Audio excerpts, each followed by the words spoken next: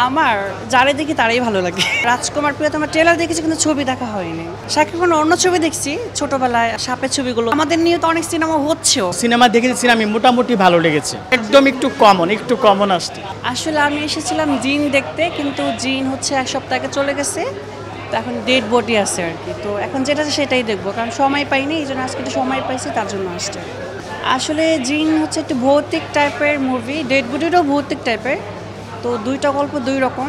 তো জিনটা আর কি বেশি দেখার ইচ্ছা ছিল আর কি, তো জিন বুঝে চলে গেছে, এই জন্য দেখতে পারলাম না। এর কারণ ছোটোবেলা থেকে মানে একটু ভৌতিক জিনিসগুলো আমার কাছে খুব ভালো লাগে।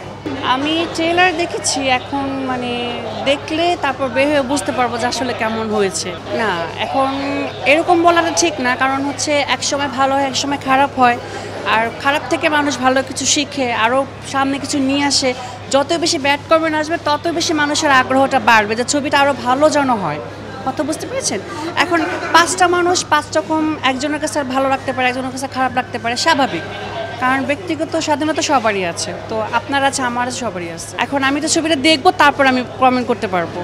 আর যদিও এখন বাংলাদেশে যে সিনেমাগুলো ডেড বডি, কারণ ওইগুলো বাংলাদেশে তো ডিফারেন্ট, তবে দেখবো, দেখার পরে যা আসলে কতটুকু হয়েছে, তখন যদি কোনো সাজেশন দেওয়ার থাকে তখন বলবো যে আরেকটু যদি অ্যাড করতেন বা কিছু, তাহলে আরেকটু ভালো হইতো। আমার যারে দেখি তারাই ভালো লাগে। রাজকুমার প্রিয়তমা ট্রেলার দেখেছি কিন্তু ছবি দেখা হয়নি। শাকিব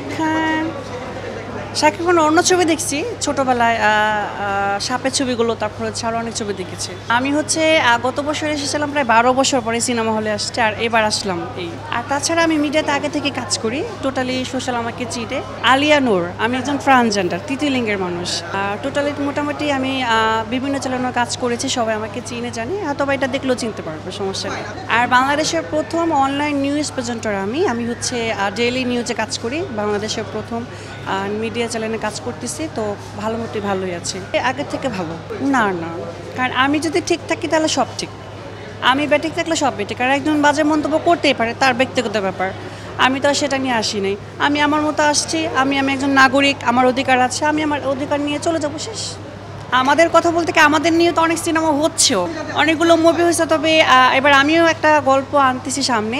আর্টিস্ট হচ্ছে মিডিয়া পার্সন কেউ নয়, মানে যাদেরকে সবাই চিনে, নতুন থাকবে, পুরানো কিছু থাকবে, মানে মিলিয়ে জিলে আর কি। আমাদের ইউটিউবে যারা আছে সবাই মিলে একটা করবো, তবে চেষ্টা করবো ভালো একটা মেসেজ দেওয়ার জন্য। ঈদের পরে শর্ট ফিল্ম টাইপের হবে আর কিছুটা। সিনেমা ভালো লেগেছে, উনি তো বলছে যে সিনেমা যদি হচ্ছে কারো খারাপ লাগে উনি বন্ধ করে দিবে। সিনেমা দেখেছি আমি, মোটামুটি ভালো লেগেছে, মানে পুরোপুরি যে একটা হচ্ছে ভালো লাগে তা না। মানে হচ্ছে এটা যে কাহিনীটা আমি দেখলাম, টোটালি হচ্ছে আমাদের যে পাঁচটা হচ্ছে ওয়েস্টার্ন কান্ট্রি আছে, ওয়েস্টার্ন কান্ট্রি যেমন ইন্ডিয়া আছে বা হলিউড যে কান্ট্রিগুলো আছে, এটা হচ্ছে টোটালি হচ্ছে মনে করেন যে হচ্ছে মানে এটার তুলনায় কিছুই না। আমি তো অলওয়েজ হচ্ছে আমি ভৌতিক কাহিনীগুলো দেখি, কিন্তু উনি যে প্রেক্ষাপটে সিনেমাটা তৈরি করছে, মানে তেমন একটা কিছু না। আমি যতটুকু আমি আশা নিয়ে আসছিলাম তেমন আশানুরূপ হয় নাই। আমি মনে করেছিলাম কি টোটালি এটা হবে একটু ইউনিক, একটু ডিফারেন্ট হবে, কারণ সচরাচর আমরা হচ্ছে ভৌতিক যে কাহিনীগুলো দেখি, হরর স্টোরিগুলো যেরকম আমরা দেখি, এটা হচ্ছে একটু ইউনিক হবে, একটু ডিফারেন্ট হবে, কিন্তু এটা কিন্তু আসলে তাই না, একদম একটু কমন আসছে।